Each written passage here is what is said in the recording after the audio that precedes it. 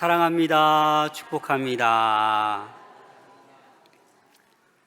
한 번 더 인사할까요? 당신은 복받은 사람입니다.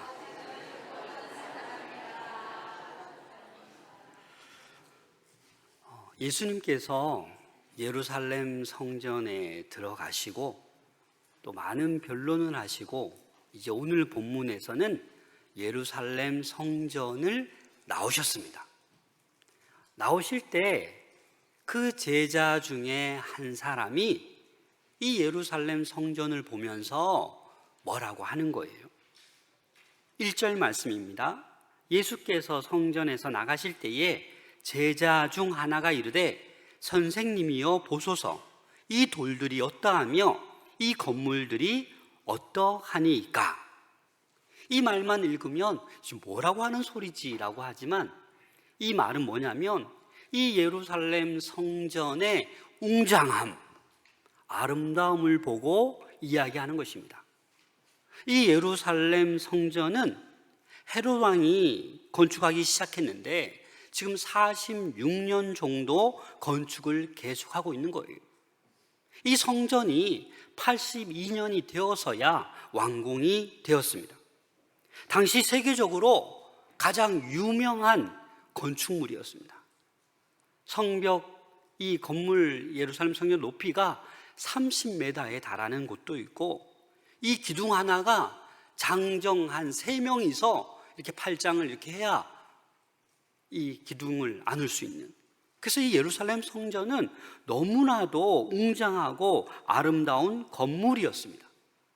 그리고 이 헤롯 왕은 백색 대리석과 금으로 성전을 장식했습니다. 역사가 요세푸스에 의하면 이 성전 외벽에 금이 입혀져 있어서 해가 돋을 때는 불타는 화려함에 눈이 부실 정도였다라고 이야기하고 있습니다. 그런데 그 아름답고 웅장한 그 예루살렘 성전이 예수님께서 뭐라고 얘기하십니까? 무너지리라 라고 말씀하고 있는 거예요. 2절 말씀을 함께 읽겠습니다. 시작. 예수께서 이르시되 내가 이 큰 건물을 돌 하나도 돌 위에 남지 않고 다 무너뜨리리라 하시니라. 예수님께서 예언하시는 거예요. 제자들이 이 예루살렘 성전을 보고 우와 하자 이 성전은 곧 돌 하나도 돌 위에 남지 않고 다 무너지리라. 그럼 제자들이 예수님께서 갑자기 왜 이런 말씀을 하시지? 라고 의문도 들었을 거예요. 그러나 이 예수님의 예언대로 주 70년 로마 황제가 이 예루살렘 성전을 바닥까지 허물라라고 명령하여서 정말 이 로마 군대에 의해서, 티투스 장군에 의해서 이 예루살렘 성전은 무너지고 말았습니다. 목사님, 이스라엘에 가보니까 통곡의 벽이 있던데요? 안 무너졌던데요? 여러분, 예루살렘 성전은 다 무너졌어요. 이 통곡의 벽은 그 성전 건물의 벽이 아니라 그 성전을 지을 터를 만들기 위해서 쌓은 축대, 외부 방어벽의 일부입니다. 예루살렘 성전에 속하지 않는 거죠.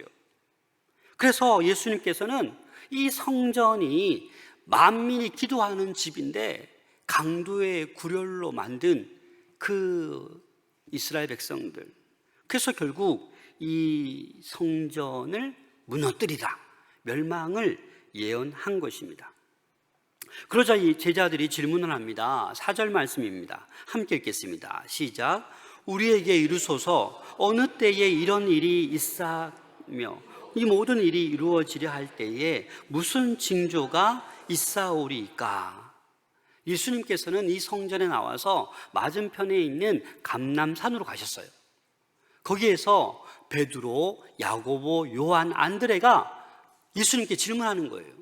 예수님, 그러면 그 성전이 무너질 때가 언제입니까? 그리고 무너지기 전에 어떤 징조들이 일어납니까? 라고 지금 질문하고 있는 것입니다. 이 두 가지 질문, 그런데 이 네 명의 제자들을 가만히 보니까 어떤 제자예요? 예수님께서 가장 처음 제자로 부르셨던 그 네 명입니다. 마태복음에는 이렇게 표현하고 있습니다. 마태복음 24장 3절에 보시면 예수께서 감람산 위에 앉으셨을 때에 제자들이 조용히 와서 이르되 우리에게 이르소서 어느 때에 이런 일이 있겠사오며 또 주의 임하심과 세상 끝에는 무슨 징조가 있사오리까? 제가 왜 마태복음 본문을 읽었냐면 지금 예수님께서 그 징조가 있을 것이라고 얘기했는데 이제 징조를 얘기할 거예요. 예루살렘 성전이 무너지기 전에 어떤 징조가 있을까? 또 마태복음 보면 어때요? 재림의 징조, 종말의 징조가 이 세상 끝에 무슨 징조가 있겠습니까? 라는 거예요. 그래서 오늘 본문을 통해 성전이 파괴되기 전의 징조, 또 예루살렘 멸망뿐만 아니라 세상의 종말까지 함께 이야기하고 있다라는 것입니다. 그래서 예수님께서는 이제 이 성전 파괴 전에, 세상이 종말하기 전에 지금 징조들을 말씀하고 있습니다. 그 첫 번째 징조가 5절, 6절 말씀입니다. 함께 읽겠습니다. 시작. 예수께서 이르시되 너희가 사람의 미혹을 받지 않도록 주의하라. 많은 사람이 내 이름으로 와서 이르되 내가 그라하여 많은 사람을 미혹하리라. 첫 번째 징조가 뭡니까? 많은 사람들이 와서 내 이름으로 그리스도라라고 말한다라는 거예요. 그래서 그 미혹에 빠지지 않도록 주의하라 라고 말씀하고 있습니다. 이 주의하라라는 단어는 오늘 본문에서도 5절에서 9절에서 23절, 33절에 계속해서 말씀하고 있습니다. 다시 말해서 속지 말고 조심하고 주의하라 라는 것입니다. 내가 그라, 바로 자신이 그리스도라고 얘기하는 사람들이 이 성전이 파괴되기 전에 많은 사람들이 나타날 것이다 라고 말씀하고 있는 거예요. 거짓 그리스도의 출현을 경고하고 있습니다. 오늘 본문 21절, 22절 말씀을 함께 읽겠습니다. 시작. 그때에 어떤 사람이 너희에게 말하되 보라 그리스도가 여기 있다, 보라 저기 있다 하여도 믿지 말라. 이적과 기사를 행하여 할 수만 있으면 택한 자들을 미혹하려 하리라. 실제로 이 예루살렘 성전이 주 70년에 멸망하기 전에 주 40년 중반에 이 두다스라는 사람, 또 무나헴, 요한 이스칼라라는 사람이 스스로 나는 그리스도다, 나는 메시아다 라고 주장한 역사적 인물들이 있었습니다. 먼저 이 두다스라는 사람은 사도행전에 나오는 드다를 가리킵니다. 사도행전 5장 36절입니다.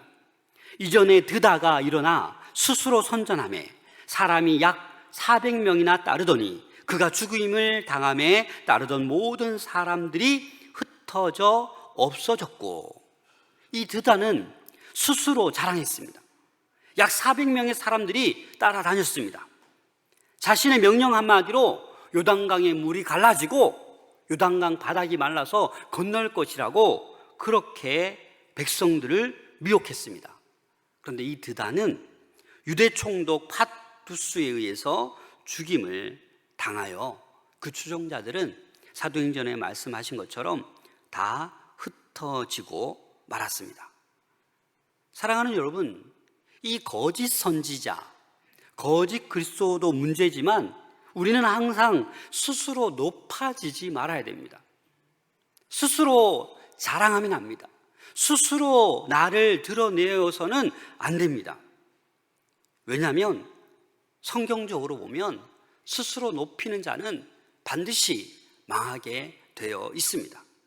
겸손하며 자신을 낮추고 나보다 남을 늘 낮게 여겨야 합니다. 그래야 사랑할 수 있는 거예요. 잠언 16장 18절입니다. 함께 해보겠습니다. 시작. 교만은 패망의 선봉이요 거만한 마음은 넘어짐의 앞잡이니라. 지식의 교만이 있습니다. 권력의 교만이 있습니다. 의로움의 교만이 있습니다. 여러분, 이러한 것들은요, 상대방이 듣고 좋아할 리가 없어요. 그렇잖아요? 그냥 들어주지. 여러분, 이 세상에 똑똑한 사람이 얼마나 많은지 아십니까?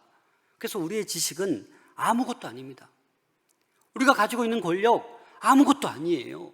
그래서 우리는 스스로 자랑하고 드러내려고 하지 말아야 합니다.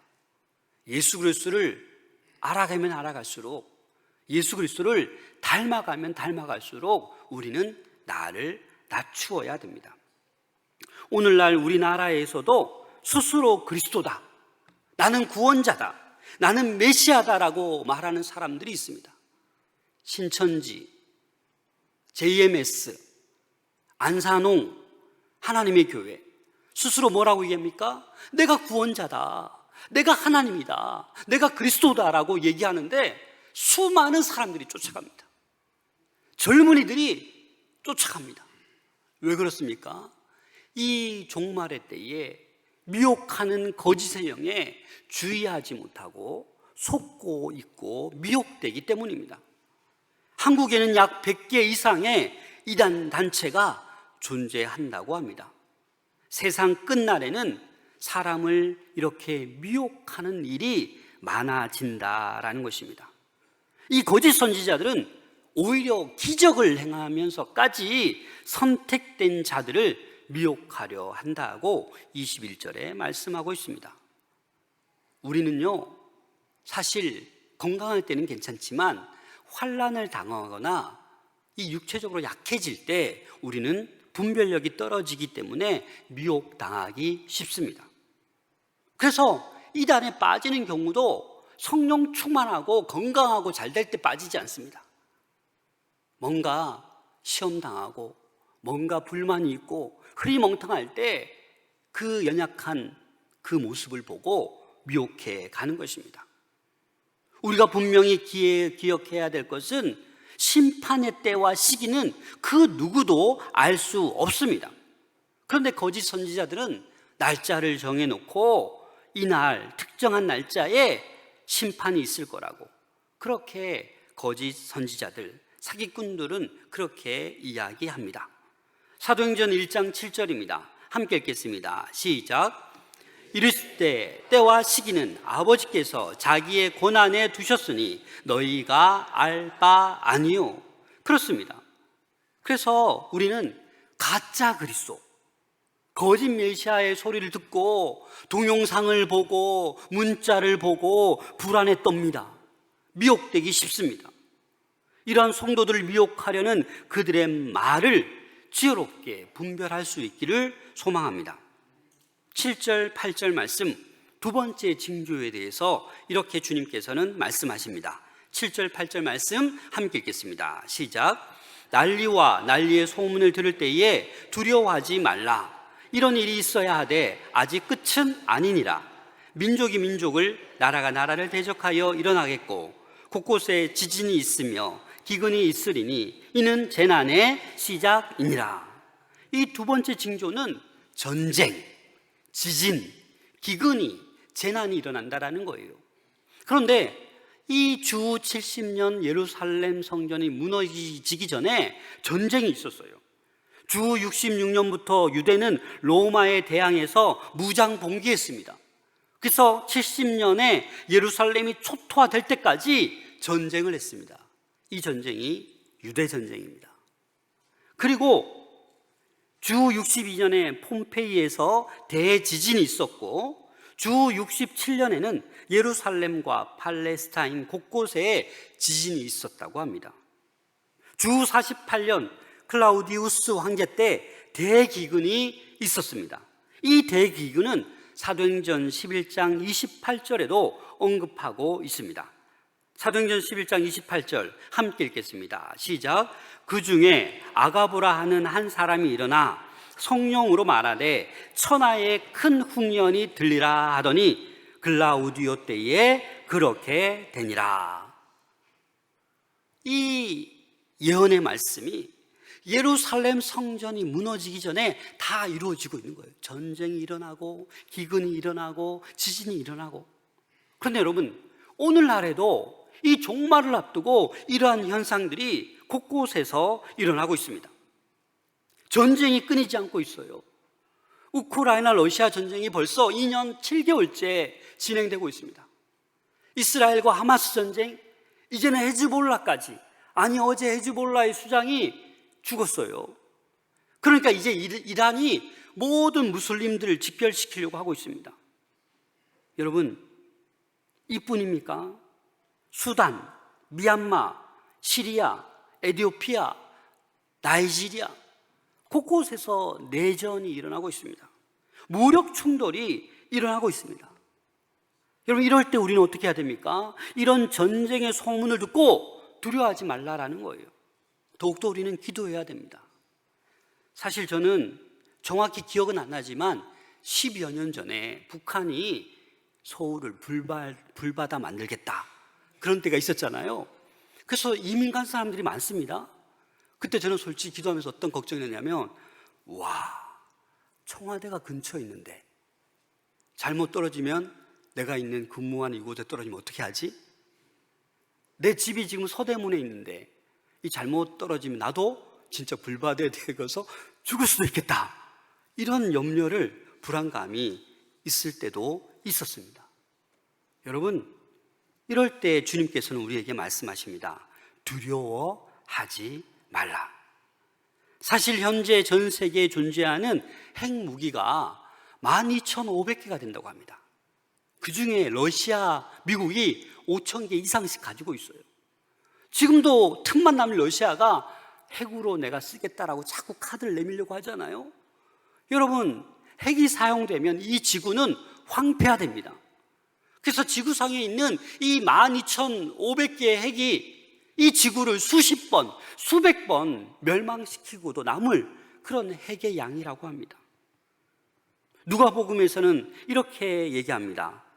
21장 11절 함께 읽겠습니다. 시작. 곳곳에 큰 지진과 기근과 전염병이 있겠고 또 무서운 일과 하늘로부터 큰 징조들이 있으리라.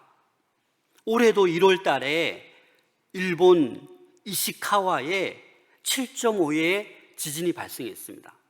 376명이 사망했습니다. 올해 1월 얘기인데 여러분 다 잊어버리셨죠? 우리나라에도 지진이 얼마 전에 있었습니다. 6월 12일 전라북도 부안군에서 4.8의 지진이 발생했었습니다.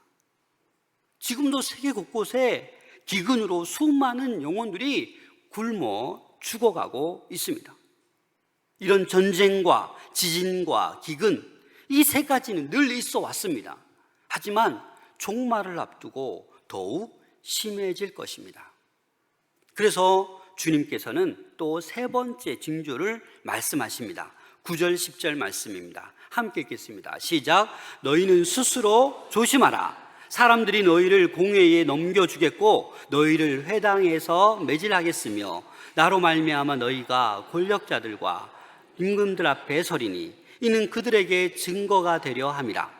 또 복음이 먼저 만국에 전파되어야 할 것이니라. 세 번째 징조는 무엇입니까?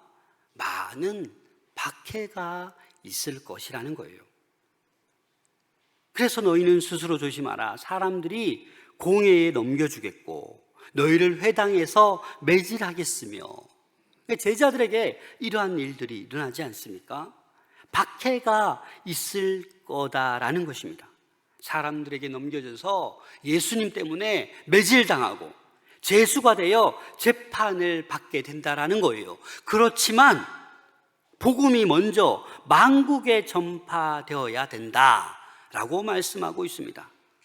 박해를 받더라도, 고난을 받더라도 어떻게 해야 됩니까? 마지막에는 증인의 삶을 살아내어야 된다라는 것입니다. 사랑하는 여러분, 세상의 이런 징조들을 보고 두려워하지 마시고 끝까지 복음을 전하며 증인의 삶을 살아갈 수 있어야만 합니다. 그래서 10절 말씀에 또 복음이 먼저라고 얘기합니다. 이 먼저라는 것은 뭐예요? 종말이 오기 전에 이미 박해는 시작되었지만 아직 종말은 오지 않았습니다. 그래서 우리는 이 사이에 있는데 복음이 모든 민족에게 전파될 수 있도록 우리는 증인의 삶을 살아야 된다라는 것입니다. 이 10절 말씀과 유사한 말씀이 사도행전 1장 8절입니다. 함께 읽겠습니다. 시작. 오직 성령이 너희에게 임하시면 너희가 권능을 받고 예루살렘과 온 유대와 사마리아와 땅끝까지 이르러 내 증인이 되리라 하시니라. 그렇습니다, 여러분. 우리는 땅끝까지 이르러 증인이 되어야 합니다. 여유 부리면서 그냥 이 세상의 삶에 쫓아다니면서 거기에 목적을 둘 것이 아니라 우리는 땅끝까지 이르러 증인의 삶을 살 수 있어야만 합니다. 마태복음에서는 종말 전에 복음이 전파될 것을 더욱 강조하고 있습니다. 마태복음 24장 14절입니다. 함께 읽겠습니다. 시작. 이 천국 복음이 모든 민족에게 증언되기 위하여 온 세상에 전파되리니 그제야 끝이 오리라. 그렇습니다. 이 복음이 모든 민족, 온 세상에 전파되리니 그제야 끝이 오리라 라고 말씀하고 있습니다. 다시 말해서 모든 이방 민족이 복음을 듣고 나서야 끝이 온다라는 것을 의미하고 있습니다. 11절 말씀 보시면 사람들이 너희를 끌어다가 넘겨줄 때에 무슨 말을 할까 미리 염려하지 말고 무엇이든지 그때에 너희에게 주시는 그 말을 하라. 말하는 이는 너희가 아니요 성령이시니라.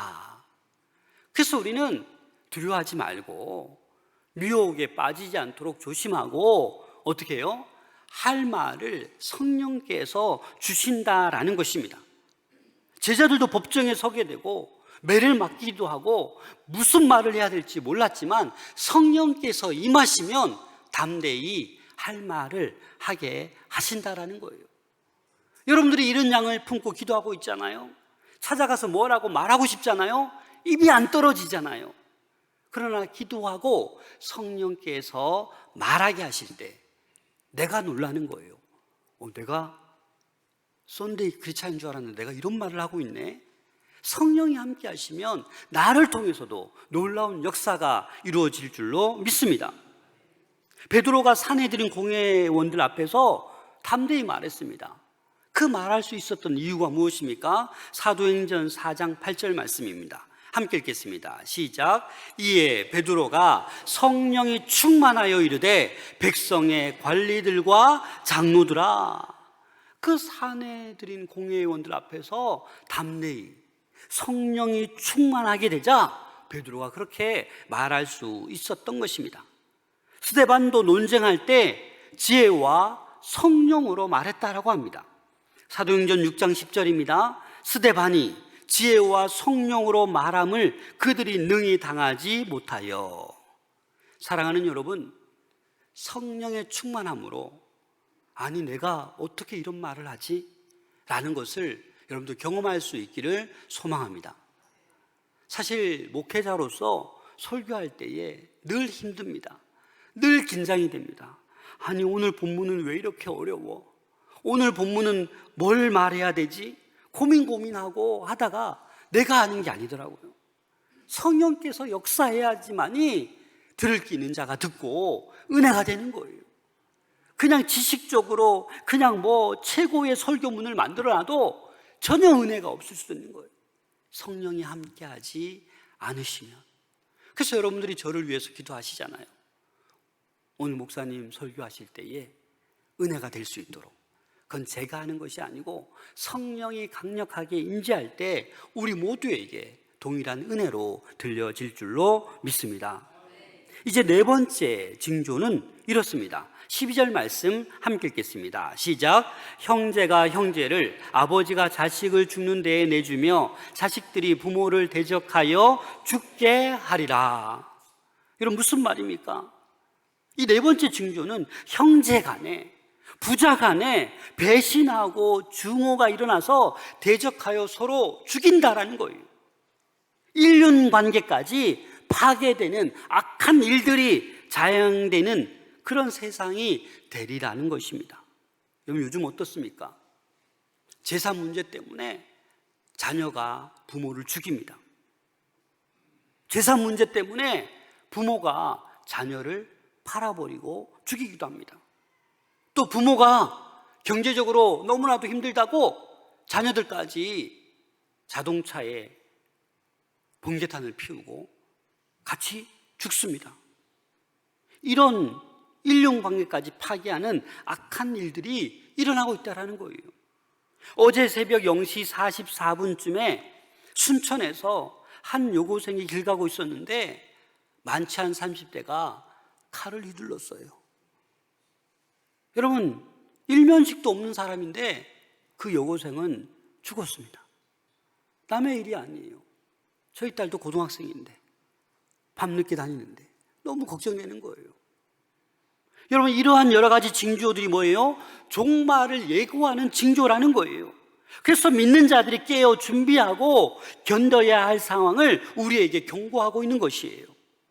그래서 13절에 이렇게 말씀하고 있습니다. 13절 말씀 다 같이 함께 읽겠습니다. 시작. 또 너희가 내 이름으로 말미암아 모든 사람에게 미움을 받을 것이나 끝까지 견디는 자는 구원을 받으리라. 아멘. 예수를 믿는다는 그 이유로 여러분, 우리가 미움을 받을 수 있다라는 거예요. 미움을 받게 된다라는 거예요.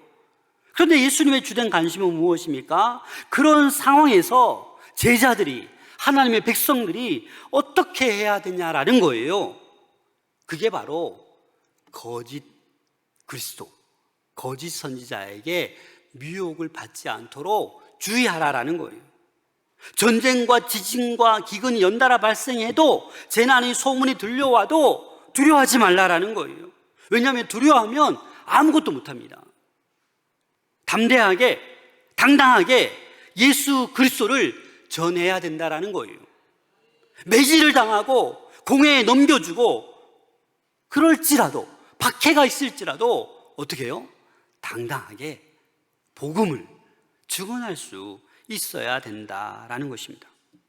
그런 사람에게 예수님은 끝까지 견디는 자는 구원을 받는다. 여러분, 구원을 받는다라는 것은 육체적 죽음을 면한다는 뜻이 아니에요. 궁극적으로 영원한 구원, 영생을 누린다라는 것입니다.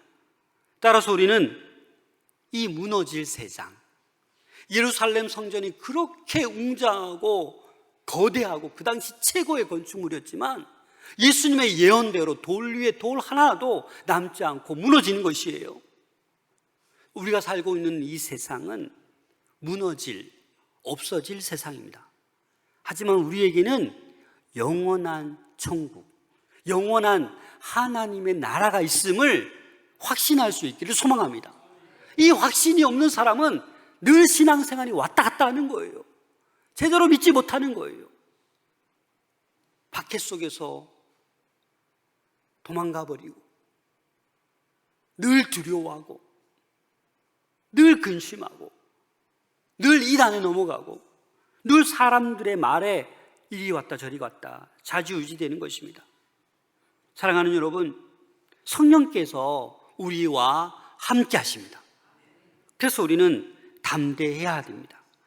혼자 있으면 두렵지만 성령께서 함께 하시기 때문에 우리는 당당하게 예수 그리스도를 말할 수 있어야만 합니다.